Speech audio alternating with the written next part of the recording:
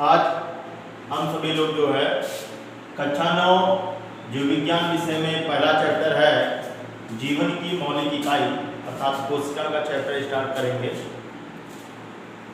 तो जो चैप्टर है जीवन की मौलिक इकाई ये पूरी तरीके से बेस्ड है जो है एक लाइफ पे, एक जीवन पे, उसी चैप्टर के बारे में हम यहाँ पे डिस्कशन करने वाले हैं। बात आती है कोशिका की। कोशिका से पहले हम थोड़ा सा अपने विषय जो हमारा जीव विज्ञान है, क्योंकि हम यहाँ पे जीवन के बारे में पढ़ने वाले हैं और जीवन के बारे में पढ़ने से पहले हम अपने जीव विज्ञान के विषय के बारे में थोड़ा सा डिस्कशन कर लेते हैं। आपको पता होगा कि जीव विज्ञान जो है वो साइंस का एक ब्रांच है, साइंस का एक ब्रांच है जिसे आप हिंदी में कहते हो विज्ञान। कई ब्रांचें इसकी, विज्ञान की कई शाखाएं हैं, जैसे आप ऐसे भी जनरली जान सकते हो रसायन विज्ञान, भौतिक विज्ञान। तो उसी तरीके से आपका एक ब्रांच जो है ये है जीव विज्ञान। जीव विज्ञान की जो है हमने कहा कि विज्ञान की जो एक शाखा है जिसको आप कहते हो बायोलॉजी। बायोलॉजी अर्थात इसको आप कहते हो जीव विज्ञान। ये जो टर्म आप यहाँ पे देख रहे हो बायोलॉजी का, ये बायोलॉजी जो शब्द है ये दो शब्दों से मिलकर के बना हुआ है। एक है बायो और दूसरा है लॉजी। बायोलॉजी, बायो का मतलब होता है बायोस, एक लैटिन वर्ड है बायोस, और लॉजी का मतलब होता है टू स्टडी। अब तो समझ में आ गया होगा कि बायोलॉजी जो टर्म हम यहाँ पे यूज कर रहे हैं, बायोलॉजी का मतलब होता है कि जिसके अंतर्गत हम जीवों का अध्ययन करते हैं वो आपका कहलाता है जीव विज्ञान। जीव विज्ञान शब्द की खोज एक वैज्ञानिक थे जिनका नाम था अरस्तु। इन्होंने ही इसका इस वर्ड की जो है डिस्कवरी की हुई। बायोलॉजी के हमारे दो ब्रांच होते हैं। बायोलॉजी में हमें दो ब्रांचों के बारे में पढ़ना होता है। इसके बारे में भी आप, क्योंकि आप कक्षा 9 में गए हुए हो, कक्षा 9 के आप एक छात्र हो और कक्षा 9 में अभी तक आप जो जूनियर लेवल की जो पढ़ाई आप की हो वो केवल विज्ञान विषय की पढ़ाई की हो। विज्ञान विषय के अंतर्गत आप फिजिक्स, केमिस्ट्री और बायोलॉजी तीनों का क्रमशः आप अध्ययन किए हो। लेकिन जब आप थोड़ा सीनियर लेवल पे क्लास 9th की बात आप करते हो, क्लास 10th, 11th, 12th की बात करते हो या अपर लेवल क्लासेस की बात करते हो, तो ये जो ब्रांचेज होते हैं ये बदल करके आपकी कई शाखाओं में विज्ञान होता है, ये बदल करके कई शाखाओं में कन्वर्टेड हो जाते हैं। तो जो बायोलॉजी है, जो जीव विज्ञान है, अभी हमने बताया इसकी परिभाषा कि जिसके अंतर्गत हम जीवों का अध्ययन करते हैं वही हमारा जीव विज्ञान कहलाता है। इस शब्द की खोज अरस्तु नामक वैज्ञानिक ने सबसे पहले किया हुआ था। यहाँ पे जीव विज्ञान की जो शाखाएं होती हैं वो दो होती हैं। एक को हम कहते हैं बॉटनी, इसको हम कहते हैं वनस्पति विज्ञान, और दूसरी जो इसकी शाखा होती है वो उसको हम कहते हैं जूलॉजी, जिसे हम कहते हैं जंतु विज्ञान। ठीक है, नाम से आपको स्पष्ट हो गया होगा। वनस्पति विज्ञान अर्थात इसमें हम किसका अध्ययन करते हैं? पेड़ पौधों का अध्ययन करते हैं। ठीक है, जीव विज्ञान की ऐसी शाखा जिसके अंतर्गत हम पेड़ पौधों का अध्ययन करते हैं उसे हम वनस्पति विज्ञान कहते हैं। और वनस्पति विज्ञान की जो खोज की वो सबसे पहले एक वैज्ञानिक थे जिनका नाम था थियोफ्रेस्टस नामक वैज्ञानिक ने इस शब्द की, इस शाखा का जो है खोज किया था और उन्होंने बताया था कि जिस शाखा के अंतर्गत हम पेड़ पौधों का अध्ययन करते हैं वही आपका वनस्पति विज्ञान या बॉटनी कहलाता है। इसका सेम अपोजिट क्या हो जाएगा कि जीव विज्ञान की ऐसी शाखा जिसके अंतर्गत हम किसका अध्ययन करेंगे? जीव जंतुओं का अध्ययन करते हैं। जीव जंतुओं का अध्ययन करते हैं उसे हम जंतु विज्ञान कहते हैं। इसकी जो खोज जंतु विज्ञान की उसे फादर ऑफ जूलॉजी जो आप कहते हो, वो फादर ऑफ जूलॉजी कौन थे? अरस्तु। तो इस तरीके से हम जो अभी अपनी जीवन की मौलिक इकाई अर्थात कोशिका का चैप्टर स्टार्ट करने वाले हैं, वो एक जीवन अर्थात एक लाइफ की बात करने वाले हैं। और लाइफ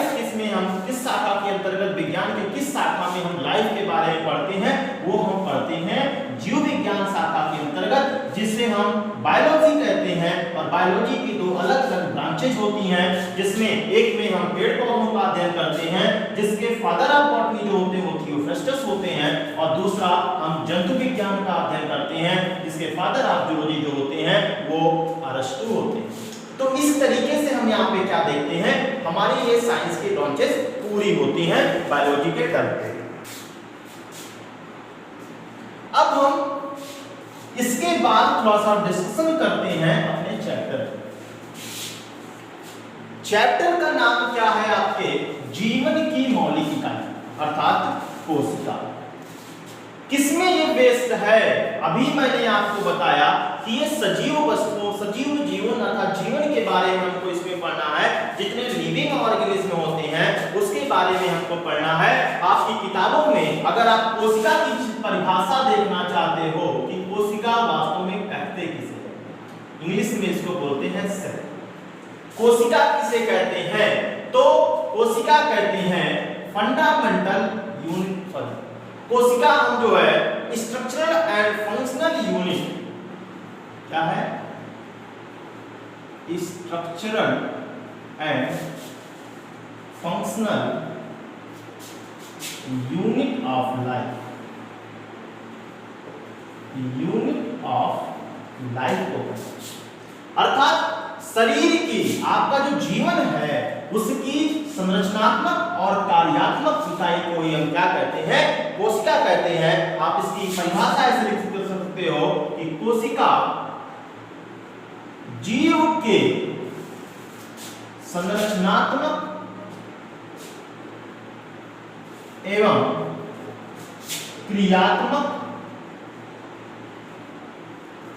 इकाई को कहते हैं। परिभाषा से यह स्पष्ट हो रहा है यहाँ पे कि किसी भी शरीर का जो संरचना है वो भी किस पे डिपेंड है, कोशिका पे डिपेंड है। किसी भी बॉडी की जो क्रियात्मक अर्थात जो फंक्शनल यूनिट है वो भी किस पे डिपेंड है, आपके कोशिका पे डिपेंड है। तो थोड़ा सा हम इसके बारे में डिस्कशन कर लेते हैं। इसके बेसिक टर्म के बारे में अगर हम बात करते हैं तो कोशिका शब्द की जो उत्पत्ति हुई वो सबसे पहले एक वैज्ञानिक थे जिनका नाम आपको मालूम होगा, रॉबर्ट हुक। क्या नाम था, रॉबर्ट हुक। इन्होंने सबसे पहले इस कोशिका शब्द की उत्पत्ति की हुई। किस सन में किया हुआ था, 1665 सन ईस्वी में जो है इन्होंने इस शब्द की खोज, कोशिका की खोज जो है किया था। ये कैसे कोशिका की खोज किए थे, इन्होंने एक कार्क का टुकड़ा लिया। किसका टुकड़ा लिया, एक कार्क का टुकड़ा लिया। कार्क कई कंपार्टमेंट में क्या है ये बना हुआ। कैसे, कंपार्टमेंट का मतलब क्या है, ये कई छोटी छोटी छोटी छोटी कक्षाओं में क्या है डिवाइड है, और प्रत्येक भाग को इन्होंने एक सेल नाम दिया। अब जो सेल शब्द है, ये जो सेल शब्द है ये शब्द है, ये वर्जित इसकी हुई सेलुला नामक वर्ड से, सेल्यूला। और सेलुला का जो मतलब होता है वो होता है स्मॉल रूम। क्या होता है, स्मॉल रूम होता है, अर्थात छोटे छोटे कमरे होते हैं। और इसी छोटे छोटे कमरे को हम क्या कहते हैं, एक सेल कहते हैं। ठीक है, अब इस तरीके से आपने देखा कि रॉबर्ट हुक ने कार्क के टुकड़े में, कैसा टुकड़ा था, वो मृत कोशिका थी। ठीक है, और उन्होंने इस सेल की जो है खोज की हुई थी। आगे और भी वैज्ञानिक ने और भी आगे जब बात आगे बढ़ी तो दूसरे जो साइंटिस्ट थे उनका नाम था Antony von Leeuwenhoek. Antony von Leeuwenhoek. इन्होंने क्या किया था, एंटोनी वॉन लीवेनहॉक ने क्या किया कि इन्होंने सजीव कोशिकाओं का अध्ययन किया। आपके जो अभी मैंने जो रॉबर्ट हुक के बारे में बताया 1665 ईस्वी में, इन्होंने तो किसकी खोज की थी? मृत कोशिका, कार्क का एक मृत कोशिका लिया और उसमें स्वनिर्मित माइक्रोस्कोप की सहायता से, अपने द्वारा निर्मित एक सूक्ष्मदर्शी की सहायता से इन्होंने कोशिका की खोज की थी। ठीक है, लेकिन जैसे जैसे बात आगे बढ़ती गई तो सन 1674 ईस्वी में 1674 ईस्वी में एंटोनी वॉन लीवेनहक ने तालाब के पानी में, उस समय तक एक अच्छी माइक्रोस्कोप का निर्माण हो चुका था। ठीक है, इन्होंने क्या किया, एंटोनी वॉन लीवेनहक ने 1674 में तालाब के पानी में जीवाणुओं का अध्ययन किया। छोटे छोटे जो पानी के अंदर पाए जाने वाले जो माइक्रोस्कोपिक जीवाणु थे उनका अध्ययन किया। जीवाणु कैसे थे? एक कोशिकीय जीवाणु, एक कोशिकीय जीवाणुओं का अध्ययन किए और इसीलिए हम इनको फादर ऑफ बैक्टीरियोलॉजी के नाम से भी इनको हम जानते हैं, इसको एंटोनी वॉन लीवेनहक ने। तो ऐसे आपको स्पष्ट हो गया कि सबसे पहले सन 1665 ईस्वी में रॉबर्ट हुक ने क्या किया था? मृत कोशिका में, कार्क के टुकड़े की मृत कोशिका में सेल की खोज की थी। सेल का एक परिभाषा बताया था कि जीवन की जो है एक संरचनात्मक और कार्यात्मक जो इकाई होती है वह क्या होता है? सेल होता है। और फिर बाद में एंटोनी वॉन लीवेनहक ने 1674 में बैक्टीरिया में, जो कि एक कोशिकीय जीव होता है, उसका अध्ययन किया। इसलिए इन्हें हम क्या कहते हैं? फादर ऑफ बैक्टीरियोलॉजी कहते हैं। समझ में आ गया कि भाई एंटोनी वॉन लीवेनहक ने क्या किया? उस कोशिका अर्थात सजीव कोशिका की जो है खोज कर लिया। किसमें? एक कोशिकीय जीवाणुओं में। अब हम आगे की बात अगर हम करते हैं, अगर हम अपने ह्यूमन लाइफ की बात करते हैं, तो सबसे पहले हम जान लेते हैं कि अब जो कोशिका जो अध्ययन होता है उसका भी हम एक बेस, एक मतलब उसमें करते हैं। जो कोशिका का अध्ययन हम करते हैं, कोशिका का अध्ययन जिस शाखा में हम करते हैं उसे हम साइटोलॉजी कहते हैं। साइटोलॉजी कहते हैं, अर्थात हम इसको कोशिका विज्ञान के नाम से भी जानते हैं। ये कुछ हो गए हमारे कोशिका के बेसिक टर्म के बारे में। इसके बाद अब हम देखते हैं कि भाई एक कोशिकीय जीव की खोज हो चुकी है। अब अगर हम बात कर लेते हैं कोशिका को बेस करते हुए, अपने आप को रख लेते हैं ह्यूमन जीवन में, अगर जीव में हम केवल अपने आप को रख लेते हैं तो आइए हम देखते हैं कि कैसे एक सजीव वस्तु की जो है, एक जीव की जो है जीव के शरीर का निर्माण हो रहा है। तो आपको ये मालूम है कि जितने भी जीवों का जो बर्थ होता है वो कहां से होता है? वो उनके माँ बाप से होता है, माता पिता के कैरेक्टर से होता है। अगर हम इसको एक बेस मान लेते हैं, अगर हम देखते हैं तो आपको मालूम है कि एक तरफ से सेक्रेशन किसका हो रहा है? स्पर्म का सेक्रेशन हो रहा है, स्पर्म। ठीक है, अर्थात जिसको आप क्या कहते हो? शुक्राणु कहते हो। एक तरफ किसका हो रहा है? ओवम का हो रहा है, जिसको आप क्या कहते हो? अंडाणु कहते हो। ये दोनों, अर्थात पिता से क्या निकला? शुक्राणु निकला, यहां से क्या निकला? माता से अंडाणु निकला। ये दोनों एक दूसरे से फ्यूज करते हैं और निर्माण होता है जाइगोट का निर्माण होता है। किसका निर्माण होता है? जाइगोट का निर्माण होता है। जाइगोट का मतलब आप एक समझिए कि इनसे और इनसे निकला हुआ जो भाग था उससे निर्माण हो गया किसका? एक कोशिका का निर्माण हो गया। अर्थात कोई भी जीव हो, कितना भी बड़ा विशालकाय जीव हो, सबसे पहले उसके शरीर का निर्माण, उसके जीवन का जो शुरुआत होता है वह होता है किसी एक कोशिका के द्वारा होता है। उसे ही हम कहते हैं एक कोशिकीय जीव। अब तो आपको समझ में आ गया होगा कि जितने भी जीव हैं उनके जीवन की जब शुरुआत होती है उनके बॉडी के जब स्ट्रक्चर की शुरुआत होती है, स्ट्रक्चर को क्रियात्मक के रूप में आगे बढ़ाने के लिए शुरुआत होती है, तो वह होता है एक कोशिका के रूप में। यही एक कोशिका आगे चल करके कई ढेर सारी कोशिकाओं में विभाजित होने लगती है। अर्थात अभी क्या निर्माण हो गया, किसका निर्माण हो गया? निर्माण हो गया युग्मनज का, किसी एक कोशिका का निर्माण हो गया। अब आपको आगे मालूम होगा कि परिभाषा जो होती है, जब इन्हीं कोशिकाओं का ढेर सारा समूह होता है, अर्थात एक कोशिका से ढेर सारी कोशिकाओं का निर्माण होता है, तो उसे हम कहते हैं ऊतक। ऊतक है जो अगले चैप्टर में हम इसके बारे में डिस्कशन करेंगे। कोशिकाओं के समूह को हम क्या कहते हैं? ऊतक कहते हैं। और यही ऊतक किसका निर्माण करते हैं? अंग का निर्माण करते हैं। और ढेर सारे अंग मिलकर के एक अंगतंत्र का निर्माण करते हैं, और ये अंगतंत्र मिलकर के एक जीव का निर्माण करता है, एक शरीर का निर्माण करता है। अभी आपको इतना समझ में आ गया कि यहां पे क्या आपने देखा? युग्मनज का निर्माण हुआ, युग्मनज अर्थात एक कोशिका का निर्माण हुआ, और यही एक कोशिका आगे चल करके ढेर सारी कोशिकाओं को मिलते हुए ऊतक का निर्माण करती है। ऊतक के द्वारा अंगों का निर्माण होता है, अंग के द्वारा अंगतंत्र का निर्माण होता है, और अंगतंत्र के द्वारा किसका निर्माण होता है? जीव का निर्माण होता है, एक शरीर का निर्माण होता है। और ये जीव कैसा होता है? एक बहुकोशिकीय जीव होता है। कैसा होता है?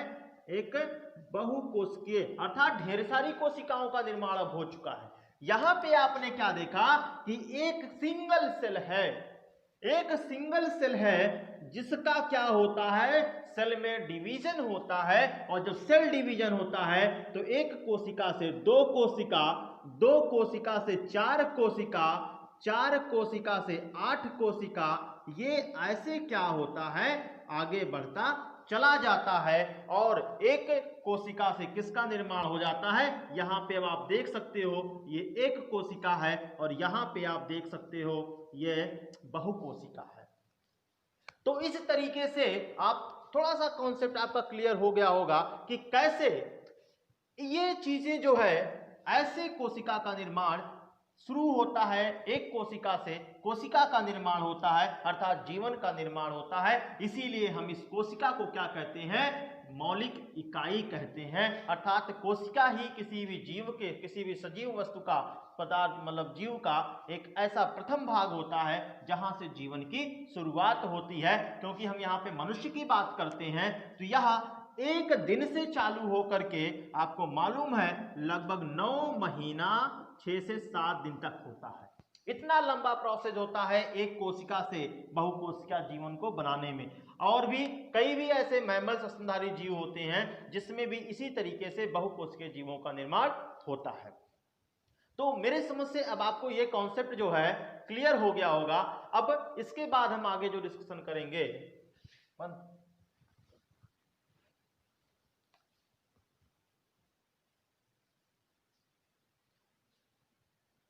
तो अब हम इतना तो समझ में आ गया कि जीव का जो निर्माण होता है वो एक किसी ना किसी एक सिंगल सेल से होता है।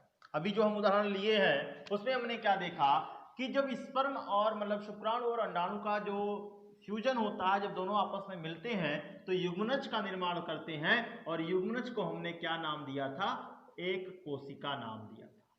कि कोई एक कोशिका है जिससे ही किसी एक शरीर का निर्माण, किसी एक जीव का निर्माण होता है। ऊतक का निर्माण होता है, ऊतक से अंग का निर्माण होता है, अंग से अंगतंत्र का निर्माण होता है, और अंगतंत्र से एक जीव का निर्माण होता है। जीव का मतलब किसका निर्माण होता है? एक शरीर का निर्माण होता है। ये कैसा होता है? बहु कोशिका से होता है। ढेर सारी कोशिकाओं का जीव बन गया। तो यहां पे हम क्या देखते हैं कि जो एक कोशिका के जीव होते हैं, जैसे अमीबा, पैरामीशियम, माइकोप्लाज्मा, यूग्लिना आदि, ऐसे कई एक कोशिकीय जीव होते हैं जो हमें आसानी से दिखाई भी नहीं देते हैं, और शायद इनके बॉडी की जो शरीर जो क्रियात्मक जो इकाई होती है वो भी। अगला है बहुकोशिकीय जीव। इसमें हम किसका अध्ययन कर सकते हैं? अब जिसको हम आसानी से देख सकते हैं, जैसे आप पेड़ पौधों को देख सकते हो, मानव है, जंतु है आदि, अर्थात जिसको हम आसानी से देख सकते हो वो आपका क्या हो जाता है? बहुकोशिकीय जीव हो जाता है। इनके बॉडी का निर्माण कैसे होता है? ढेर सारी कोशिकाओं से मिलकर के बना होता है, ढेर सारे अंगों से मिलकर के बना होता है। ठीक है, आगे अब कुछ वैज्ञानिकों ने इस कोशिका का जितना भी आप अध्ययन किए हो इसका एक सिद्धांत दिया, एक प्रिंसिपल बताया कि इसी पे ये क्या होता है? वेस्ड होता है। तो सबसे पहले 1838 और 39 ईस्वी में दो वैज्ञानिक थे जिनका नाम एक था मैथियस जे स्लाइडेन और दूसरे थे थियोडर स्वान। इन्होंने 1838-39 ईस्वी में कोशिका सिद्धांत को प्रतिपादित किया था और बताया था, मतलब कोशिका के बारे में तरह तरह के अपने प्रिंसिपल बताए कि इसी बेस पे जो है कोशिका क्या है? निर्भर है। अब क्या है आप देखते हो, क्या इन्होंने बताया? कहा कि कोशिका जो होता है वह शरीर की, कोशिका जो होता है वह शरीर की संरचनात्मक इकाई है। संरचनात्मक इकाई का मतलब क्या हो गया कि भाई बॉडी का जो संरचना है, जो अंगों का निर्माण हो रहा है, जो अंगतंत्र का निर्माण हो रहा है, वह किससे बना होता है? कोशिका से बना होता है। सभी जीवों का शरीर एक कोशिका या अनेक कोशिकाओं से मिलकर के बना होता है। दूसरा है, आप क्या देखते हो, कोशिका जो होता है वह जीव के शरीर की क्रियात्मक इकाई होती है।